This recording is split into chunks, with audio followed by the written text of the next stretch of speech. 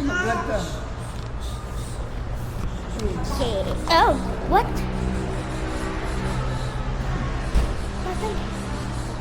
I guess yes. So, Yan, ganyan lang, front lang. You don't...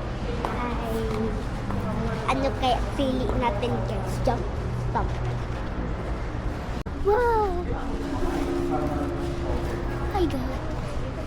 Okay, ito yung passenger. Ito yung ano. Ito kasi yung wala. Why? Ang feel ko ba hindi na lang ay ayoko na dito. Lalabas na ako. Okay. First yung passenger, yung sa likod.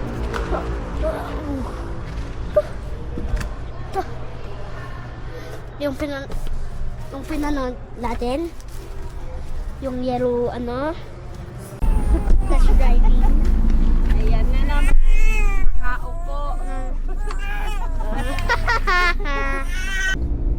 Ano, okay kayo. Kasi yung... Actually, sa Toyota, kinano namin yung... Di ba maalog kasi? Siya kaya niya gusto to.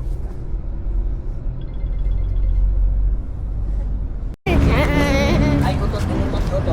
Yes. Ay, utot already. Lagi utot si tatay.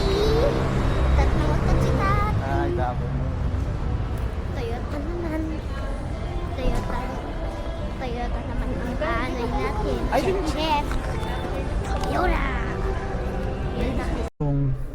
Ang angas kasi nito para sa akin, parang macho tignan. Yung nga lang talaga lamang si Wildtrak sa mga features. Sa dash niya, tingin parang mas simple rin talaga kay Wildtrak no? Parang plain lang nakaganon, di ba? Oo, patayo yun doon, patayo. Kaya nga pero straight lang siya, no? Ito may ganito pa siya, may forma konti. Has to plastic. Ito kasi medyo basic talaga yung cabin niya. Pero maangas. Nagpaangas kasi upuan din talagang angas. Tapos manibela, shifting, yung panel. Hirap mag-decide ah.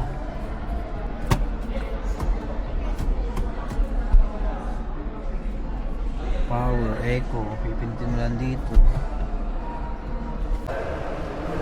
Ang hirap mag-decide. Sa forma sa labas, gusto ko to. Si Toyota GR Sports. Hindi ko lang siya ma-test drive kasi si Ford Wildtrak na-test drive ko na kanina. So, ang sarap niya. Kung galing ako sa high aces nag-Ford ako, talagang ibang-iba talaga siya. Kaso kasi hindi ko ma-appreciate yung Wildtrak kanina dahil color blue. So, kasi white. The next day, Hey!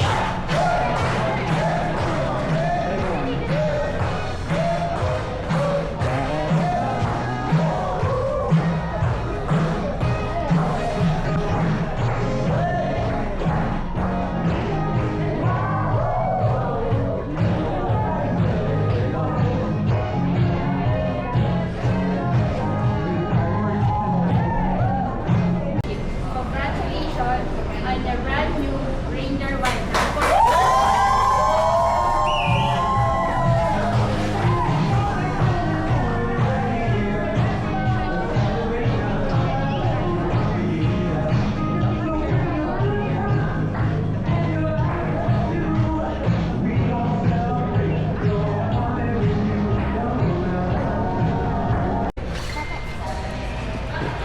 Ayan, so ang napili namin is Ford Wildtrak 4x4. So ang dami naming reviews, ang daming vlog namin pinanood sa YouTube. Isang buwan ako nanonood, mahigit isang buwan. Actually talagang pinagpipilian ko before is Toyota Hilux GR Sport and Ford Raptor. Sobrang taasan ng presyo ni Raptor. Sabi ko hindi na siya okay kasi syempre kailangan gamitin sa negosyo yung pera, pinapaikot lang. Tapos pinaglaban ko si Hilux GR. Sakay tayo. Wait, go. Tapos sa kabila dyan, sa kabila. Okay. Yeah. Ayun, so sa dami na pinanood ko na YouTube din, kasi ganun ako pag may gusto kong bilhin na pangarap ko. Kaya si Duo, si CB. Yun, so pag may gusto ko sa akong na pinag-ipunan ko, saka may pangarap akong bilhin or utangin, si kagaya ni Duo CB, talagang nood ako ng review ng YouTube, no, dahil ko pinapanood. So ito, si Wildtrak 4x4 saka si Toyota Hilux GR Sport. Pinagpilian ko talaga siya, pinuntaan ko yung kasa, tinest drive ko to, tapos nang hiram ako ng Hilux. Testing ko ay paring Racel, shoutout. Thank you. Ang gulong oh, sa Amax. Pogi. Test drive muna tayo, GR oh. GR Sport, let's go. Thanks pagpo-testing. Yun. Mas forma talaga gusto ko si Hilux kasi pambrusco macho. Pero saka syempre yung parts, availability, reliability, saka durability, syempre Toyota pa rin, nakakadalawang Toyota na tayo. Innova saka Hi-Ace. So wala tayong problema sa 5 years saka 7 years, 8 years na yan sa Innova. Si Avanza ni Utol ni Bayaw. So yun, kasi nung nag-test drive kami, napaka-komportable nung Team Amben Fam sa Ranger. So tinanong ko si Kuya Matmat, si Nanay, mas okay talaga, mas gusto nila si Wildtrak sa comfort. Kasi si Hilux, di ba, medyo maalog. Mas mahal pa siya konti kasi ito malaki yung na-discount natin. Syempre yun, testing natin. Kay CB naman, hindi rin ako nabigo. 5 years na ako kay CB, hindi ako nabigo, hindi ako nagkamali sa mga reviews. Yan, so let's go, tara. Lalabas ang unit natin. Let's go. Tara, yes, this is our first ride with Ford Driver. Ba't mama? Tanggalin. I'm not taking it off. Just touch it. Hey. Hey boy. May itong hinamang. Uy, first ride. Let's go. First ride of Ford Driver. Thank you po. Driver. Woo! Driver. Oh, may ba tayo? 9. Pag wala ng tao sa labas. Oo. Oh. Kuya, wag kang kabado ah. Ayun.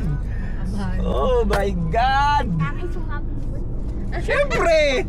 Ano gusto mo? Oh, Tata, you're screaming. Ano ka ba? You're not screaming. 3 years may get kami yung gusto ng nanay ito. Ano ka ba? Yes, after 3 Tata, you're screaming. Woo! First ride. Ah, like. Eto na. Stop screaming. Even you're excited. Nag-dream kami ni nanay ito, mahigit 3 years, di ba? Siyempre, ito na yun, no? Pinag-ipunan namin ni nanay ito. So, ayun na nga, mga amot mo. Sorry, nalobat yung Insta360 natin.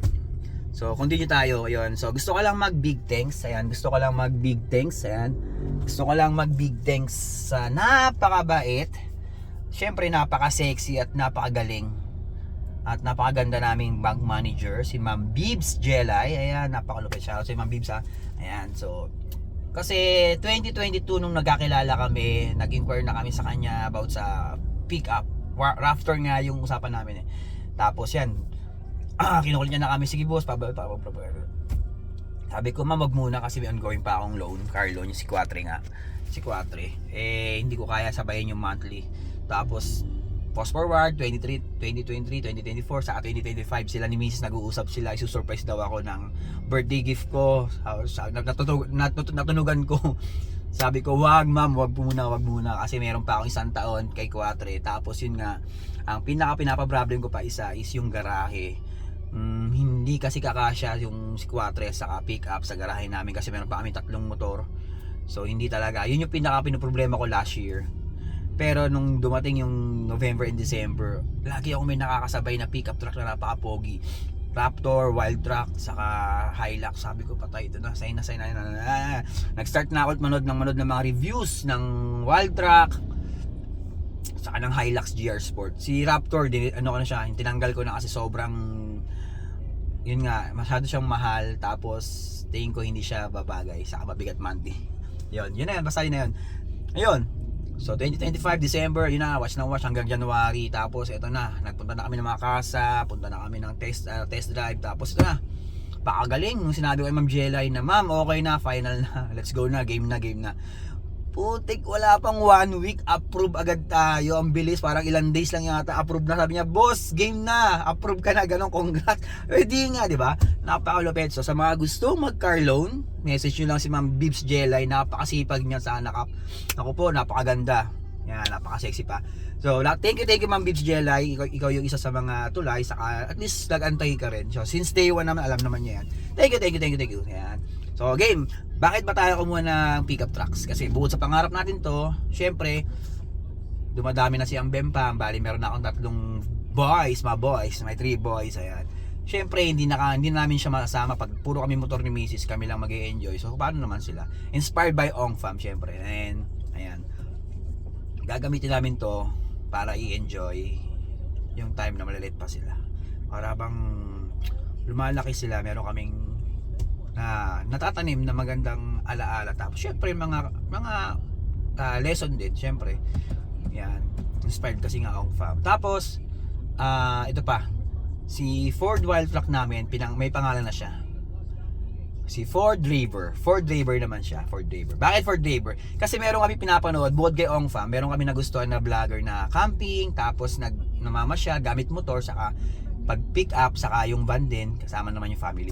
Ang pangalan, meron ka siyang van din. Ang pangalan ng van niya is si Bong Navara. Nissan Navara yung pick up niya, tapos kinunik niya yung si Bong Navara, naging Bong Navara. Kaya sabi ko, sige, sa akin Ford Raver Cruz. Si Raver Cruz, ayan. So, una sana gusto ko sana si Tisoy, kaso ayaw ni Boss Mac. Sabi ko, sige, Raver tayo para Ford Raver Cruz, ayan. So yun, gagamitin namin si Ford Raver Cruz para mamasyal, mag-camping, na-try namin. Unti-unti kaming mag-iipon ng mga gamit pang camping kasi hindi kami ganun taga pa sa camping. Ginagawa namin before is tent lang sa beach, tapos o kaya upuan lang, o kaya tambay sa sabano, tapos kain-kain. Pero ngayon, tatry namin, puntahan yung mga napakaganda, si J4, napakaganda lang pinupuntahan. Tatry namin, gagamitin ko to si Ford Raver, kasama ang Team Ambem Fam. Gagawa tayo ng napakaraming masayang alaala. Ito, may papaliwanag ako. Marami kasi nagsasabi, hindi daw good investment ang sasakyan. Bakit? Why? Kasi syempre totoo naman talaga to na every year bumababa yung value ng sasakyan. Depreciate at tawag, basta every bumababa yan. Pero kasi ganito, kasi nung bata kasi ako, share ko lang hindi ko alam maraming mag-agree ba o maraming magdi-disagree, pero kasi ito yung based sa abang lumalaki ako, simula nung bata ako. May mga kaibigan yung AirPods ko, although pati nga si AirPods may mga kaibigan kasi yung AirPods ko, yung alam mo yun na ang sipag nila, sobrang masipag sila, tapos nag-iipon sila ng sobra para sa future, tabi sila ng tabi, nagkukuripot sila, kumbaga nagkukuripot sila kasi gusto nila meron silang ipon, or meron silang siguro para meron silang mahuhugot sa future. Tapos ito kasi nangyari ngayon, meron na akong pamilya sarili, nakikita ko sila isa-isa, unti-unti na maputi na yung buhok, tapos siguro ngayon nakakaluwag sila, maganda yung bahay, pero parang hindi ko alam ramdam ko na may kulang. Parang minsan nakita ko nasa kalsada nakaupo tulala, parang hindi nila na-enjoy ng sobra yung pinagpaguran nila, na pinag-grind nila nung araw, nung kabataan nila, nung kaya pa nila, na ngayon mahina na yung tuhod nila, masakit na yung balakang nila, hindi na nila kaya, na kahit meron na sila ngayong pera, naipon, sobrang naipon nila, hindi na nila ma-enjoy, di ba? Parang ang hirap na puro ka pinagandaan mo ng pinagandaan yung future, hindi mo in-enjoy yung kasalukuyan, yung present. So ako kasi ganun ngayon yung mindset namin, ako sa kasi Miss Matmoto. Sige, mag-grind tayo, enjoy tayo. Pero sabi ko, hindi pwedeng lahat nung pinagpapaguran natin uubusin natin sa present. Meron tayong konti, sabi mo ng 10% or 20% na iipunin para sa future. Syempre pag-aaral ng mga bata. Pero mas malaki yung nilalaan namin sa present. Kasi habang kaya pa namin, sabi ko nga, habang kaya ko pang i-banding yung mga bata, habang kaya pa ng tuhod ko, kaya pa ng balakang ko, habang kaya pa ni Miss umangka sa motor, habang kaya pa, gagawin namin. Basta hindi kami sasagad sa limit. Kasi kailangan, kasi nangungutang kami ha, sabi ko sa inyo, sobra, ganun ang negosyante, mas maraming utang. Pero ang goal namin, hanggat nakakabayad kami sa utang, hanggat meron kaming natatabi kahit konti sa para future, i-enjoy namin tong kasalukuyan. Kasi ito yung time na kaya pa namin sumabay sa mga bata. Saka ito yung time na kaya, na gusto pa namin, na gusto pa, na marami kaming gustong puntahan na kaya pa namin. Kasi yun nga, sabi ko nga, pag masyado natin pinagandaan ng future, hindi ko naman alam kung hanggang kailan tayo dito. Sabi nga ni Ong, di ba, ni Gio, hindi natin alam kung hanggang kailan tayo dito. And then, hindi natin alam kung hanggang kailan, kung hanggang ilang taon, ilang edad natin yung kaya pa natin magmotor, mag-drive, or makihabol sa mga bata. Di ba? Mamimiss natin yun pag matanda na tayo. Yun yung nakita na observe ko lang. Hindi ko alam kung tama ako, pero yun lang talaga. So, enjoy lang yung kasalukuyan. Tapos, konting konting paghahanda lang sa future.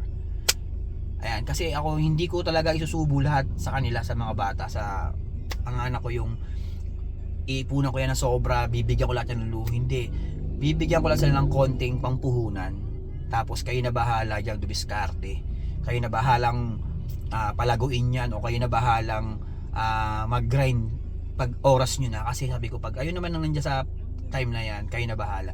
Kami, at least na-enjoy namin to, nasabayan namin kayo nung kaya pa namin.